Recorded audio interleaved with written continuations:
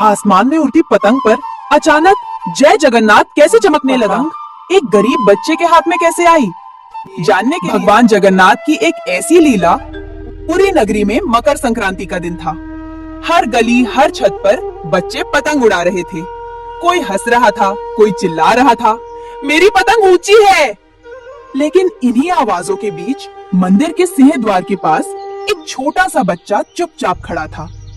न हाथ में पतंग, न आंखों में शरारत, बस नजरें सीधे भगवान जगन्नाथ पर टिकी हुई। जगन्नाथ जी, सबके पास पतंग है, मेरे पास कुछ नहीं है। कहते हैं जब भक्त दिल से कुछ मांगता है तो भगवान मूर्ति बनकर नहीं रहते। उस दिन भी भगवान जगन्नाथ सब सुन रहे थे और मुस्कुरा रहे थे। क्या आपके पास मेरे लिए भी एक पतंग है? भगवान ने उस बच्चे की बात सिर्फ सुनी नहीं थी, उसकी मासूम आवाज सीधे हृदय तक पहुंच गई थी। कहते हैं ना, जब भक्त सच्चे मन से पुकारे तो भगवान मूर्ति बनकर नहीं रहते, रूप बदल लेते हैं। मंदिर के भीतर एक साधारण सा सेवक खड़ा था। साधारण वस्त्र, कंधे पर छोटा सा झोला और चेहरे पर अजीब सी शांति। अचानक उस सेवक के कदम रुक गए। उसने जगन्नाथ जी की ओर देखा और हल्के से मुस्कुराया। सेवक मन ही मन बोला, आज किसी ने दिल से मांगा है, और जब बच्चा मांगे तो ठाकुर कैसे मना करे। सेवक धीरे धीरे मंदिर के बाहर आया। जैसे ही उसकी नजर सिंह द्वार के पास खड़े उस बच्चे पर पड़ी, उसके कदम खुद ब खुद वहीं रुक गए। सेवक ने प्यार से पूछा, अरे बेटा, यहाँ अकेले क्यों खड़े हो? बच्चे ने सिर झुका लिया और बोला, सब पतंग उड़ा रहे हैं, मेरे पास कुछ भी नहीं है। थोड़ा रुककर धीमी आवाज में बोला, मैंने जगन्नाथ जी से एक पतंग मांगी थी। सेवक कुछ पल उसे देखता रहा, फिर उसने अपना झोला खोला। झोले के अंदर एक सुंदर रंग बिरंगी पतंग रखी थी। सेवक ने पतंग बच्चे की ओर बढ़ाते हुए कहा, लो बेटा, आज ये पतंग तुम्हारी है। बच्चे की आंखें खुशी से भर आईं। वो बोला, सच में मेरे लिए? सेवक मुस्कुराया और सिर्फ सिर हिला दिया। उस मुस्कान में ऐसा अपनापन था जैसे कोई पिता अपने बच्चे को गले से लगा रहा हो। बच्चे ने कांपते हाथों से पतंग को पकड़ा, जैसे उसे डर हो कहीं ये सपना टूट न जाए। सेवक ने प्यार से कहा, जा बेटा, आज आसमान तेरी बात सुनेगा। बच्चा दौड़ता हुआ खुले मैदान की ओर गया, जहां बाकी बच्चे हंसते चिल्लाते पतंग उड़ा रहे थे।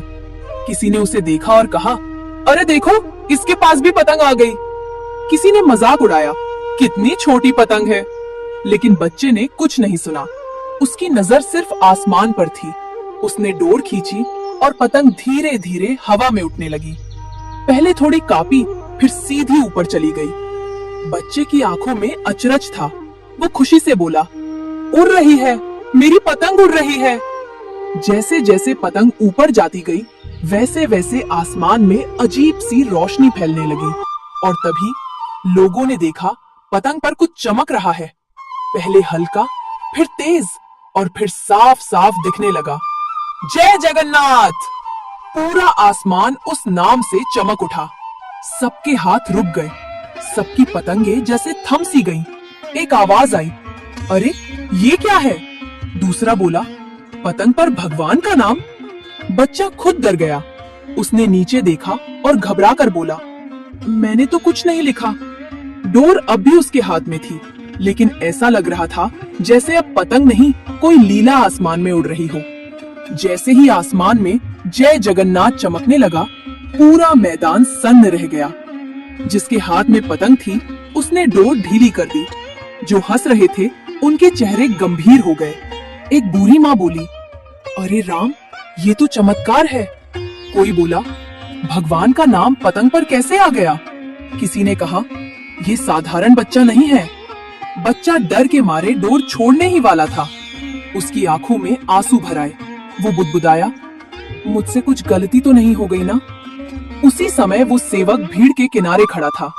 वही साधारण वस्त्र, वही शांत चेहरा। सेवक ने धीमी आवाज में कहा, डरो मत बेटा, जिसका नाम आसमान में लिखा है वो तुम्हारा रक्षक भी है।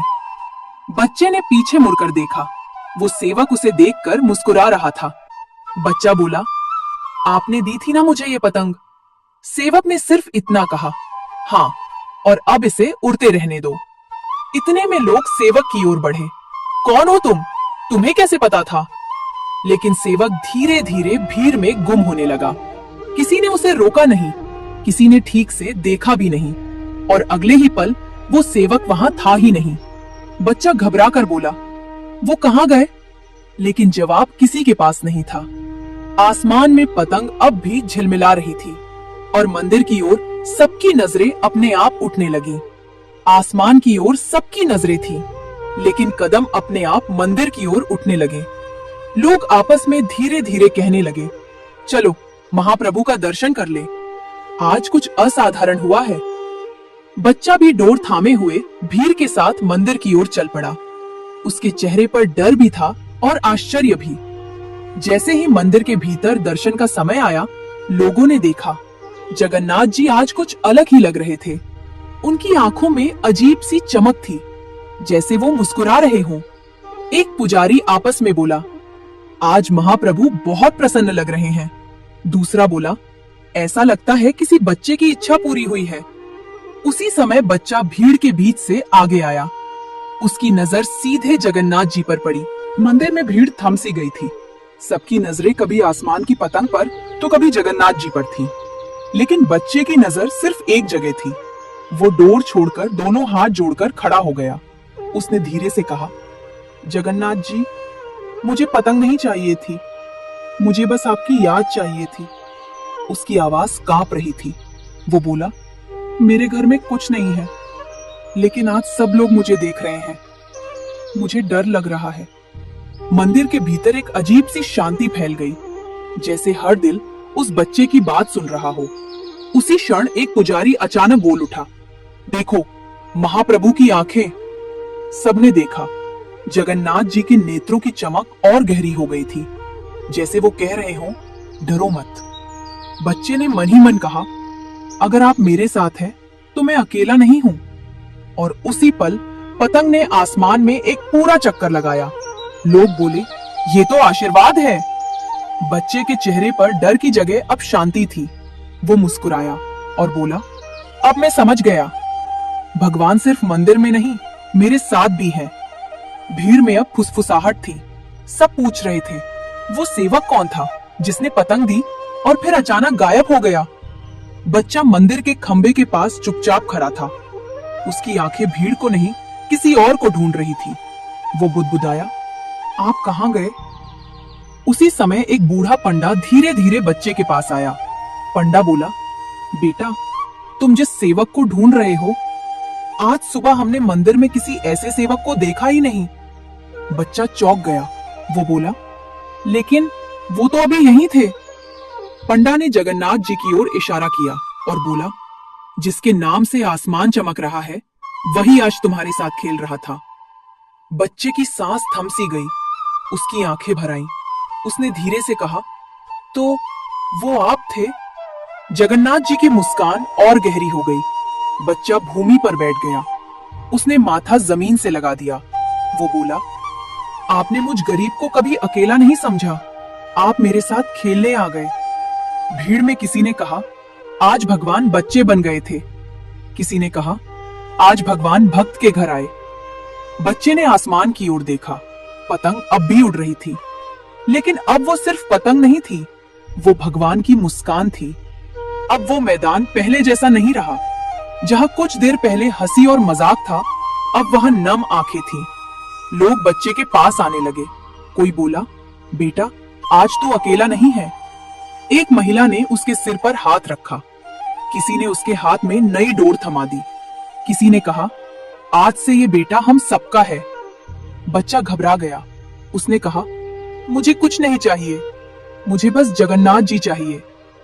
ये सुनकर लोगों के दिल और पिघल गए। एक व्यापारी बोला, आज से ये बच्चा मंदिर के प्रसाद में पहला हक रखेगा। दूसरा बोला, इसकी पढ़ाई मैं कराऊंगा। किसी ने कहा, इसके घर का ध्यान मैं रखूंगा। बच्चा सब सुन रहा था, लेकिन उसकी नजर बार बार जगन्नाथ जी की ओर जा रही थी। वो मन ही मन बोला, आपने सब बदल दिया, मेरे लिए नहीं, सबके लिए। मंदिर के सामने अब पतंग धीरे धीरे नीचे उतर रही थी, लेकिन उसके साथ कुछ और भी उतर रहा था। लोगों के दिलों में करुणा। और उसी पल बच्चे को समझ आया, भगवान सिर्फ चमत्कार नहीं करते, वो इंसानों को इंसान बनाते हैं। पतंग अब धीरे धीरे नीचे आ रही थी, लेकिन लोगों की नजर में वो अब सिर्फ कागज की पतंग नहीं थी, वो एक संदेश बन चुकी थी। बच्चे ने डोर थामे हुए आसमान की ओर देखा। उसने मन ही मन कहा, आप दूर मत जाना। उसी समय डोर उसके हाथ से छूट गई।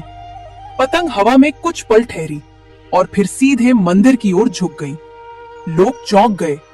पतंग सीधे मंदिर के शिखर के पास आकर रुक गई और उस पर लिखा जय जगन्नाथ धीरे धीरे मंद पड़ने लगा, जैसे भगवान कह रहे हो, अब तुम समझ गए हो।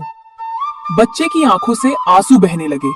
वो बोला, आपने मुझे सब कुछ दे दिया, अब मैं कभी अकेला नहीं रहूंगा। एक बुजुर्ग बोला, भगवान हमसे कुछ लेते नहीं, वो हमें योग्य बनाते हैं। पतंग हवा में गायब हो गई, लेकिन जो रह गया वो था विश्वास। और वो विश्वास अब सिर्फ उस बच्चे का नहीं था, वो पूरी का था। आप मेरे चैनल को सब्सक्राइब कर लो, तभी तो मैं आपको अच्छी वीडियो ला पाऊंगी।